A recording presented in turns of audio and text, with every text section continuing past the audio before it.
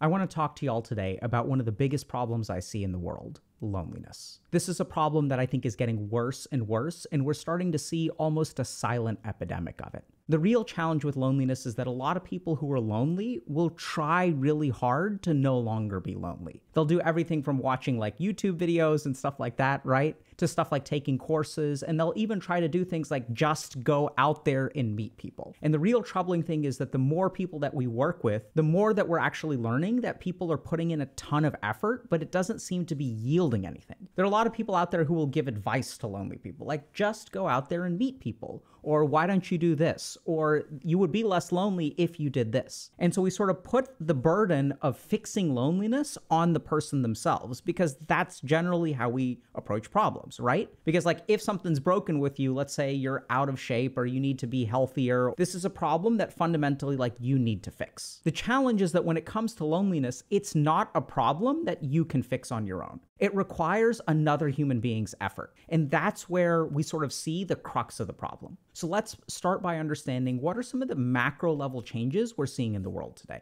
The first thing is that we're a society that is increasingly becoming dependent on independence. And we see, especially in things like the anti-work movement, that people can't rely on other groups of people anymore. And that's the direction that our society is moving in. And so if we really think about it, what society is sort of teaching us is to be independent. And they're making it so easy to be independent that we've stopped learning how to function with other human beings. And now it actually becomes difficult to be connected to another human being.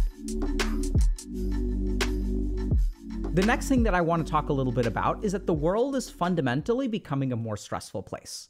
And this is something that I don't hear acknowledged a whole lot. Now, I'm not saying that the world is getting worse. After all, we can get groceries delivered to our house, right? But I think what people don't really acknowledge is that the world is objectively becoming more stressful. So 30 years ago, cardiovascular disease and cancer were the two biggest sources of suffering and mortality amongst the human race. Mental health is now number one. So the world is objectively becoming a more stressful place. And we're sort of seeing why this is happening, because as we can do more stuff at home, people are demanding more stuff of us at home. And so what is the natural response? How are human beings adapting to the stress? We tend to retreat to safe spaces. So we see that also that the internet is kind of encouraging toxicity. What the internet relies on is emotional engagement. A lot of the content that you click on the internet makes you feel worse. And so as these platforms are emotionally engaging us and stressing us out, we have to retreat to safe spaces. And by the way, since now we can talk to everyone from the internet, I can find 1,000 people who agree with me 100%, and I can talk to a new person every day for 3 years. And I will only hear stuff that I already believe. These are echo chambers. And so what are we seeing as a consequence of the formation of these echo chambers and safe spaces on the internet, which, by the way, I don't think are bad. I'm just saying if we need to understand as a society, like what impacts these are having. What these essentially breed is intolerance, right? Because that's the point of a safe space, is that, hey, we're going to tolerate particular behavior, but we're not going to tolerate this other stuff that we disagree with.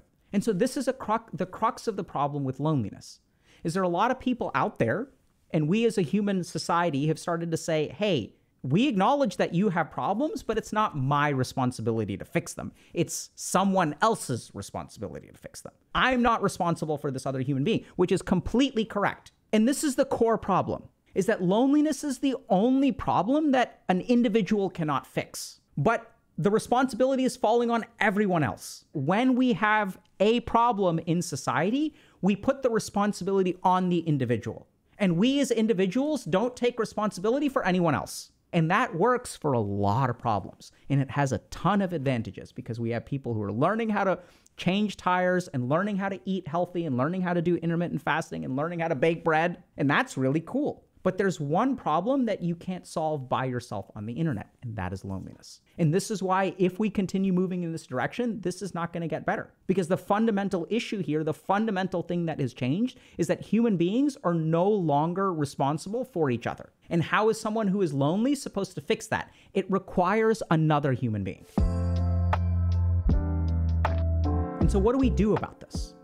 This is where we really need to decide as a society, like, whether we're okay with the direction that things are going. And I think that there are a couple of things we can absolutely do, but they're things that we don't want to do. And there are things that we're not going to like doing. The first is we need to be more tolerant. So the internet, once again, is breeding intolerance. There's this principle called online drift, which sort of clearly demonstrates that if you say something contrarian, you are likely to get banned from all the spaces except the ones that agree with you. And that's why we see a polarization across humanity. So just because someone disagrees with you doesn't mean that you need to ostracize them. Try to listen to other people. The second thing that we need to do is recognize that another human being cannot fix loneliness. They can't do it on their own. And as long as our problem-solving strategy is completely independent, loneliness will never get better. And so what does that mean for you? That means that you may have to think about other people. You may have to invite other people who you may not think about inviting or may not even want to invite. You are entitled to invite whoever you want. I'm not saying that you should be forced to, but what I'm saying is understand the implication of going by what you're entitled to instead of what is acting from compassion. Because the other thing is when we take what is rightfully ours, it's usually from a selfish perspective. And why have we become increasingly selfish? It's because we've become increasingly independent, because we can't rely on anyone else to take care of us. So we have to take care of ourselves. But practically, this is a recipe for disaster, especially when it comes to loneliness. So the second thing that you really have to think a little bit about is that you may not be able to fix your own loneliness, but you can absolutely help someone else's. And loneliness is the one problem you cannot expect someone to fix on their own. And the third thing is that even if you are lonely, there's one major thing that you can try to do differently, which is reach out to someone else for their sake instead of your own.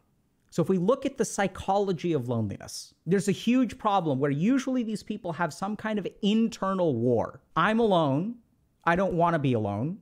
Therefore, I'm going to reach out to someone else. And when I reach out to someone else, I'm also met with all kinds of emotional resistance.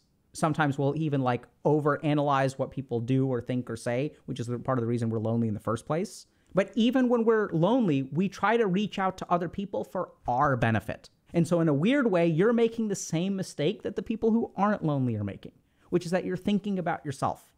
And when you're thinking about your own best interest, that's when the anxiety becomes a real problem.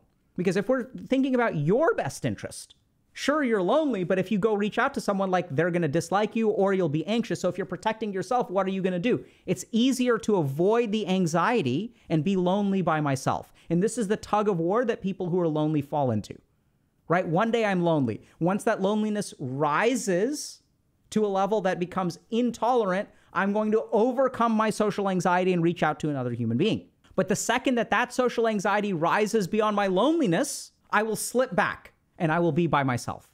And so if the goal is to make yourself feel better when you reach out to another human being, you are ultimately not going to be in control.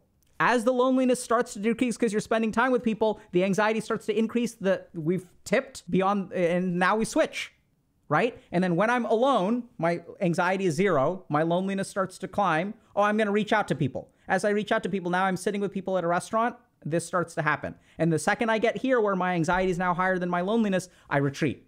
Yeah, I'm out, guys. I'll see y'all later. And then you never respond to any texts again. So as long as you are trying to solve loneliness for your own sake, you will always be the victim of your own internal anxieties or intolerant emotional state. So how do you get over this? This is where when you reach out to someone else, even if you yourself are lonely, think about the other person. Think about trying to alleviate their loneliness. Think about enriching their life. Think about other human beings. And the beautiful thing is that if you take people who have a lot of internal negative emotion, doing something in service to others actually helps you conquer that emotion. This is something you learn a lot if you practice psychiatry or you work with a psychiatrist. You're going to know that you can experience all kinds of negative emotions, but you've got to have a good enough reason to tolerate those negative emotions. And if the good enough reason is, I want to make my life better, and you're engaging in a situation that makes you feel worse, what are you going to do? You're going to retreat from the situation. So if you want to solve your own loneliness, I know it sounds bizarre, but stop thinking about yourself, which is so damn hard because all of society is telling us only think about yourself. We become so hell-bent on independence, and we become so responsible for our own problems. And more importantly, we've absolved ourselves of responsibility for other people's problems. Obviously, right? You're correct. I'm not saying you're wrong. But then whose problem is it? Who's actually going to fix it? Well, it's their problem. Well, fair enough. Except there's one problem that they can't fix on their own, which is loneliness. And so as a whole, we need to start being more tolerant of each other. Try to be tolerant of other people's views. Try to think about someone else. Try to really consider that, hey, loneliness is the one problem that this person cannot fix. And if you yourself struggle with loneliness, chances are the reason you're lonely is because you ping pong between negative emotions. And one negative emotion is controlling you at any given time because you are out there trying to fix your own problems because that's what everyone does. And this is the one situation where fixing your own problems doesn't work. And so even if you are struggling with this, reach out to 3 people. Irrespective of whether you're lonely or not, reach out to 3 people. And engage them in conversation, invite them to something. And this is where your mind may say a host of all other things. Like your mind may say, but like, what if they don't like me? That's okay. We're not saying you have to pick the worst people on the list, right? So pick like people in the gray zone and say, hey, how are you doing nowadays? Like, you want to hang out sometime. And this is where your mind may say all kinds of things to stop you, but just notice those for a second. Don't give in to them right away. I'm not saying open the door to unending toxicity. Seriously, I'm not. But there's a decent chance that, your mind will say all kinds of things like, but I haven't talked to this person in a long time. That's okay. If you're lonely, how does it feel if someone you haven't heard from in a year reaches out to you and says, hey, what's up? You want to hang out sometime? Feels amazing, right? So watch out for the things that your mind tells you to do. But seriously, just reach out to 3 people. Because this is the one problem that, I hate to break it to y'all, I can't fix this. I can do a lot of things. HealthyGamerGG, we can do a lot of things. And we do help a lot of people with a lot of things. But I can't be everyone's friend, right? And I'm going to need y'all's help. This is why we started this.